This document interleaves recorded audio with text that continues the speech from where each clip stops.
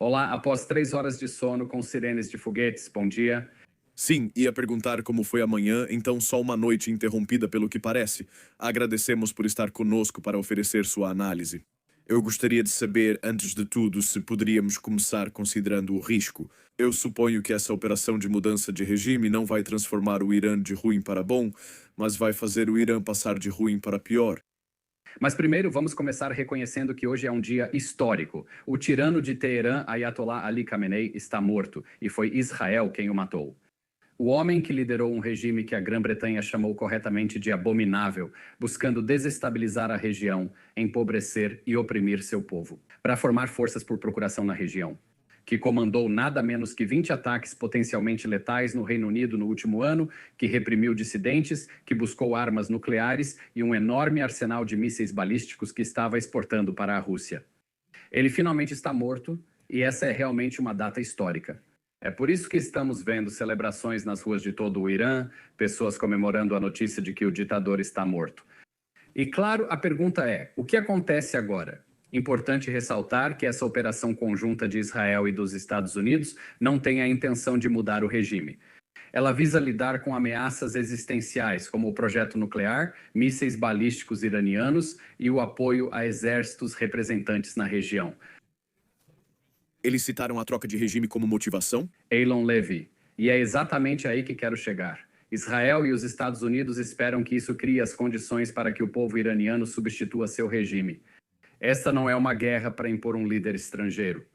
Mas eles esperam que o corajoso povo iraniano que se levantou contra o regime há poucas semanas e foi massacrado em massa nas ruas, agora possa retomar seu país. Com esse poder de fogo americano e israelense por trás deles, haverá esperança. E estamos ouvindo o príncipe herdeiro do Irã pedir deserções dentro do regime, que você sabe, aqueles 40 oficiais iranianos que foram eliminados ontem em ataques aéreos israelenses. Ninguém deveria ter pressa para assumir cargos, pois terão vida útil curta. Deveriam desertar e apoiar uma transição democrática para um Irã livre. Você acha que isso é realista? Você acha que a situação no Irã pode de fato piorar, apesar das motivações dos Estados Unidos e de Israel? Acredito que entre os países do Oriente Médio, o Irã tem a melhor chance de uma transição democrática bem-sucedida. Não é como o Iraque ou o Afeganistão. Este é um país com um senso de identidade nacional e civilizacional milenar e uma experiência limitada com política eleitoral.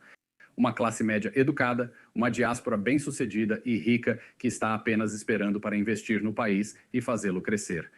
E acontece que existe um homem que vem planejando toda a sua vida para uma transição democrática. O nome dele é Reza Pahlavi. Ele é o filho exilado do antigo Shah.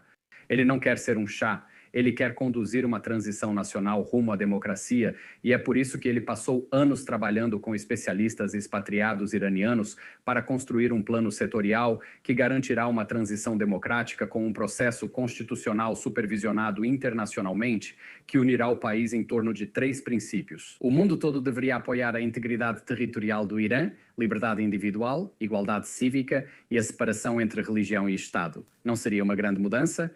Bem, claro, e esse tipo de motivação é absolutamente válido e, para ser sincero, são louváveis. Mas conversamos com um membro do parlamento iraniano no exílio mais cedo no programa, que é preciso dizer, quando o nome de Reza Pahlavi foi mencionado, quero dizer, ele basicamente quis correr na direção oposta. Para resumir, não havia carinho nem apoio para que Pahlavi liderasse essa transição de forma alguma. Parece-me, Elon Levy, que a oposição está dividida, que não existe uma oposição unida que possa se levantar, neste momento. A oposição iraniana está absolutamente dividida após anos da República Islâmica esmagando a política livre interna. E é notável que Reza Pahlavi não está dizendo que quer chegar e se tornar o presidente do Irã, ele está dizendo que quer liderar. Ser uma figura simbólica que vai conduzir uma transição nacional que vai unir as diferentes facções. E o povo iraniano vai decidir seu futuro, mas esse é o ponto principal. O povo iraniano deve decidir seu futuro. E é isso que lhes foi negado por tempo demais pela brutal e bárbara República Islâmica, que impôs um sistema religioso fundamentalista ao Irã e os empobreceu para buscar armas nucleares e forças armadas por procuração em toda a região. Agora tenta pressioná-los ainda mais para fazer guerra contra o Oriente Médio. Alguém como Pahlavi precisaria do apoio dos Estados Unidos e de Israel, presumivelmente para unir a oposição, para reunir as pessoas para que possam expressar sua opinião democrática. Não estou aqui como representante da campanha de Reynolds Pahlavi. Está claro que o povo no Irã, e vemos expatriados iranianos ao redor do mundo, gritando "Viva o Shah", gritando o nome dele. Não consigo pensar em nenhum outro candidato que tenha esse nível de reconhecimento de nome. Talvez como monarca constitucional para conduzir uma transição democrática? E essa é uma pergunta muito importante que o mundo deveria estar fazendo. Como apoiamos o povo iraniano agora? Eu vi todos os líderes ocidentais, inclusive aqueles como o governo britânico, com sua resposta relativamente fraca aos ataques de Israel e dos Estados Unidos, não os apoiando. Mesmo esses países dizendo apoiar o povo iraniano, como vão demonstrar esse apoio?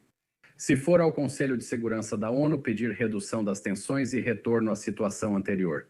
Permitir que a República Islâmica reconstrua suas instituições de repressão e que os sucessores dos oficiais iranianos eliminados as restabeleçam não é apoiar o povo iraniano, certo? Então, o que precisamos que o mundo democrático faça é reconhecer, veja, essa é a realidade. Talvez não quiséssemos que Israel enviasse aviões de guerra e matasse o Ayatollah.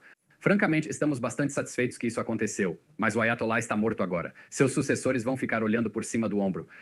Como apoiamos o povo iraniano nesse país incrível, com sua herança e civilização milenares? Como podemos apoiá-los a se libertar de um regime que amargurou suas vidas? E você disse isso na sua introdução. E nenhuma lágrima será derramada no governo de Netanyahu. Eu não acho que alguma lágrima vá ser derramada em qualquer lugar do Oriente Médio, certamente não no resto do mundo.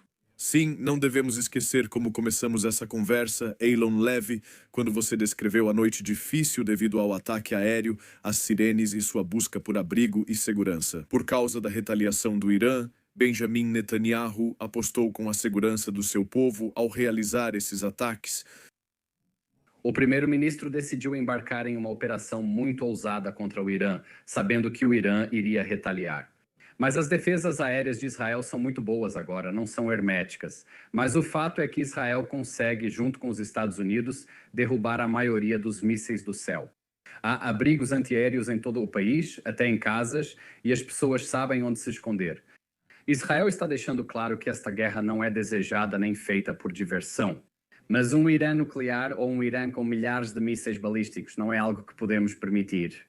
Mas quando a paciência se esgota? Quando a paciência se esgota? Desde 7 de outubro de 2023, pessoas em todo Israel tiveram que passar noites em abrigos antiaéreos e buscar segurança diante dos ataques. Isso não pode durar para sempre. O dia 7 de outubro vai entrar para a história como o erro estratégico mais catastrófico já visto na guerra militar moderna. O eixo iraniano invadiu Israel em 7 de outubro, esperando destruir o país, tuitou o Ayatollah Ali Khamenei em 7 de outubro, enquanto o Hamas avançava pelo sul de Israel, sequestrando reféns como escravas sexuais, dizendo que Israel seria logo erradicado pela resistência palestina. Agora ele está morto. E o mesmo aconteceu com Yakir Sinwar e também com Ismail Haniyeh e com Hassan Nasrallah, e praticamente todo líder do eixo iraniano que alguém possa mencionar. O povo israelense entende que isso é uma reviravolta enorme na posição estratégica de Israel. Só pense, em 6 de outubro de 2023, Israel estava cercado por exércitos de procuração do tamanho de forças militares da OTAN, com dezenas de milhares de mísseis prontos para invadir e destruir o país. Israel agora controla o céu sobre o Irã. Não queremos mais combates, mas o povo israelense entende que às vezes a luta não é uma escolha. E se existe um regime maligno que está gritando morte a Israel e investiu bilhões de dólares para perseguir esse objetivo, você não varre isso para debaixo do tapete. Você enfrenta isso de frente. Se isso exigir passar algumas noites sem dormir em abrigos antiaéreos, então faça isso. Eilon Levy, bom falar com você. Obrigado. Obrigado. O Times está reportando.